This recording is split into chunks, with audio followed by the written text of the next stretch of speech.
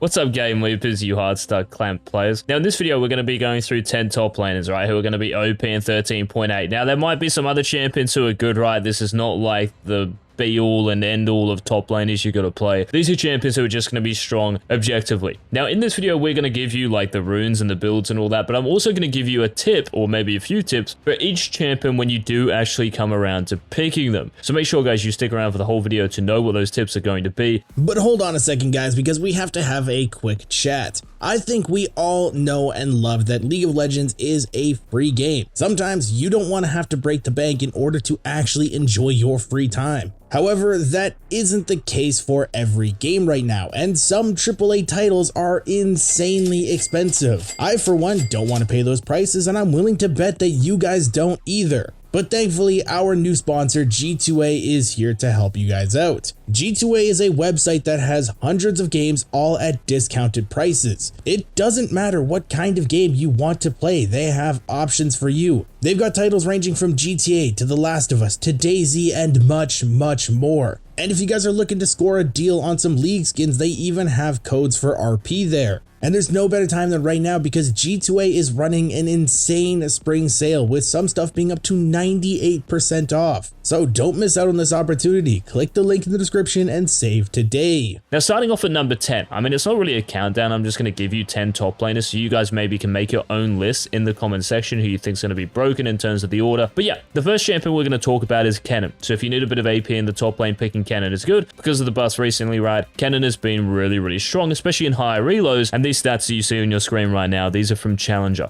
across the world. Now, a couple of tips for Kennen, right? One of the most important things on this champion is using your actual enhanced auto attack from your W. Because this deals more damage and also applies a Mark of the Storm, then you can actually activate your W straight away. You want to be trying to time this. So if you auto attack minions 3 times, you then get this empowered auto attack. This is where you want to pressure the enemy champion as much as possible during the laning phase. It's a really nice way just to like keep poking them down. And also in Kennen, guys, think about using the brushes as much as possible in the top lane. Most matchups you're going to be going against a melee champion, so if you can keep them out of the brushes, they really have nowhere to hide. Also, in terms of your spacing, it's really important that you try to space that key cooldown the enemy champion will have as much as possible. So if you're against Darius, it's about spacing his apprehend. If you're against something like maybe a Jax, it's about saving your E for when he jumps in, right? And also maybe your W so you can stun him straight away. So specific champions with gap closers you have to be a little bit careful of, but those are really the key points to playing a good ninja in the top lane. So Kennen is the first champion. Now, if you want to play a much more simple, well, I don't actually think this champion is that easy, but yeah, in terms of being strong, Sion is probably the best top laner in terms of tanks in the top lane for 13.8, simply because Malphite's getting nerfed a bit. Now, Malphite could easily be here, but I just decided to put Sion because. Now, Sion, if you are new to playing this champion, he is actually kind of difficult to, well, just learn, I guess, in terms of using your abilities and learning like kind of the hitbox of your Q. Also using Q, guys, like it's important to try to use your Q of your E, so if you can land your E when the enemy champion's going for a CS, you land the slow, right? Then it's pretty much, well, not guaranteed, but there's a much better chance of you landing your Q, right? So these are a couple of really important concepts for Sion. Also using your W in terms of wave clear, but also blocking the enemy champion's kind of like key source of damage. This can also be a useful tip. And of course, guys, like when you recall and you hit level 6, if you have your TP up, you can always think of ulting through mid or even bot lane. Bot lane probably better because it's just a longer lane, right? And then after that play happens and you snowball the bot lane to then TP back top. Super strong tank in 13.8, consider picking him next patch. A champion who probably destroys Sion on lots of champions on this list, this is Vayne. But Vayne doesn't have the highest win rates, guys, simply because she's difficult to play, right? Like if you make 1 or 2 mistakes in terms of your spacing, positioning, you're going to get dumpstered, right? And the reason you're picking Vayne is to win the side lane, is to win the 1v1 in the split push, right? Which is actually really doable at the moment because of those stupid buffs I gave her. But just a couple of tips when you're playing Vayne, guys, in the top lane. One of the most important things, right, because you're going to win the 1v1, you kind of like automatically have pressure in any lane you're against, right, is actually just tracking the enemy jungler. This is really what's going to get you cucked more than anything. Now, of course, there are going to be 1v1 situations where the enemy champion might have chances if you do stuff up. So in terms of maybe saving your Q or having your finger on the ready for your condemn against a champion like a Jax, right, he jumps in, you just press E, what is that Jax going to do? That's why Jace is so good against Jax, because you switch to a hammer form and knock him away. He can't do anything afterwards. This applies to a lot of top laners, but most top laners are just going to be linear champions. They just run in a straight line with no gap closes. This might be a Darius, right, who we mentioned. This might be a Garen as well. There are a bunch of other champions. So the way you kind of lose against them is actually just getting 2v1'd a lot. So make sure you are putting a ward down at the end of the second wave. Make sure you know where the enemy jungler starts.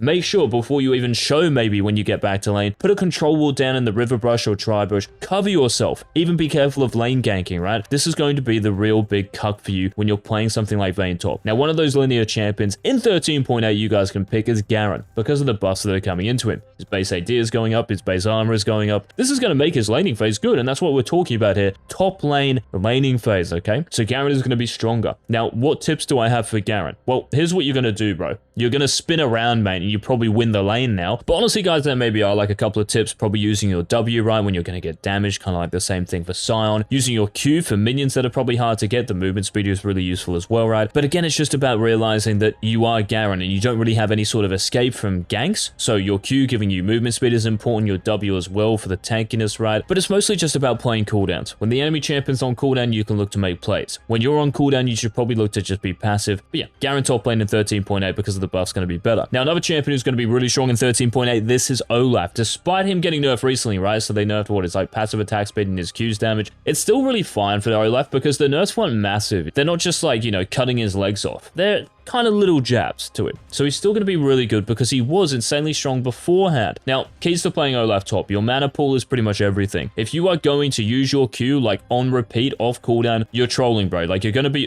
by level 2. What you guys want to do is use your Q for certain things, right? Like for actual deliberate, I don't know, like whether it's a minion or the enemy champion's going for a last hit or something, particularly if you're stronger at level 1. So the enemy champion might be running something like Flash and TP. You have Flash and Ghost as Olaf. So you can just run them down even at level 1 when they go for a CS. But when you are the weaker champion, because lots of people might think, oh, I'm playing Olaf, I've got to be like super aggro. That's true. But on any champion, you are going to come back to lane where it might be shoving into you. The enemy jungler might be in fog, so you have to chill for a little bit. So just sometimes understand you might have to relax and farm at range with your Q and just let the wave come into you. Not all the time you have to be that raging Viking. Now, one of the most lane dominant champions in the game is coming in next. This is Jace. Now, because of those random buffs that they gave him, kind of like Olaf, right? Where they buffed like your base damage and God knows what else, like your W's damage, maybe even your Q's base damage, I think it was. Jace is just going to be indefinitely on this countdown, guys. That's just the way it is. But when you're playing Jace in the top lane, you guys have to understand that your melee form, you rarely want to be using this, bro. Like, honestly, unless you think you can severely chunk an enemy champion and there's no counterplay. So, like, after that trade happens, right? If you jump in as Jace, so you go in your melee form, you Q them, you auto-attack them, and then you knock them away. If you're playing against something like a Jax or a Darius with Ghost or Riven, right? With gap closing potential, they can chase you down and one-shot you after that. What Jace is about really is just persistent damage, I guess, or even burst damage if you can see an opportunity to Q or QE or something, right, in your range form, but just keeping the enemy champion at bay at arm's length. Ranged champions against melee champions, you guys should have an inherent advantage, right? So all you have to do is use it. You really want to be saving your hammer form and your knockback for when the enemy champion actually looks to jump on you. Again, like I mentioned before, with Vayne with her condemn, Jace with his knockback, it's such a big cut to these champions. So keep that in mind when you're playing this dude who has a fetish for Hex Tech. Darius is the next champion, guys. He's still so good and has been ever since the 12-10 durability meta hit the Rift. And tips for Darius in the top lane? Well, it's just important to know that maybe your W is an auto attack reset. That's going to put out that DPS quicker. Also, in terms of using your Q and E, right? Whenever you E an enemy champion, using your Q straight away, it is guaranteed to hit. Also, using your E is useful against champions to actually stop them in an animation. So it might be like a Riven third Q. It might be a Jax with his E, right? If you can time that E, it will stop them and interrupt that ability. These are important things to consider. But yeah, your E is really going to be the make or break of a laning phase. If you're using this like on repeat, you're going to go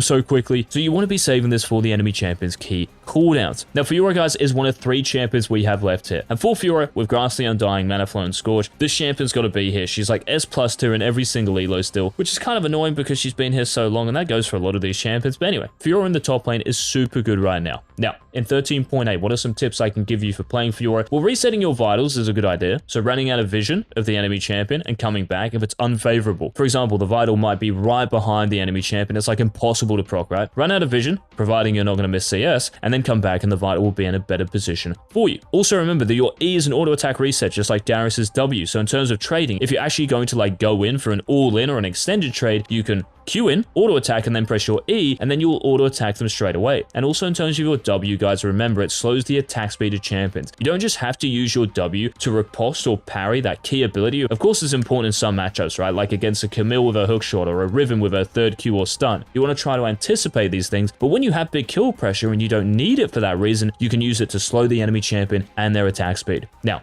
speaking of attack speed, Jax is number 2, guys. So I would honestly put Jax in like the top 2 top laners here. He's just beaten by someone else. But for Jax at 13.8 with Sundra, Shojin, I don't know, like Bork if you want to go this, Frozen Heart later, Sonya's with the new AP you have, Jax has got to be here. These stats in Challenger career, you can see a 55% win rate get me out. Tips for Jax, just pick Jax and you should be sweet. Now moving to number 1, guys. This champion, you could lock her in and probably still win a bit like I said for Jax. You guys actually want a Jax tip? Like, I don't know, man, you can try to think of maybe using, like when you're level 6, for instance, using your actual like enhanced auto attack off minions. So auto attack a minion once and then jump onto the enemy champion with your W proc. Like this will deal half their HP. Yeah, that's all you need actually. But yeah, the number 1 champion, guys, in the top lane for 13.8, I think it's going to be Riven and really continues to be. Yes, this champion is harder to play than pretty much every other champion on this countdown, but if you can play her at the highest level, she's just nutty. Look at these stats in Challenger for me. S+ tier, 52% win rate, at least a 52% win rate. That's if you can play her though, right? So a couple of important tips here. Animation cancelling is key, right? So make sure you guys practice this. When you use your Qs, you want to be hovering your mouse over the enemy champion, not past them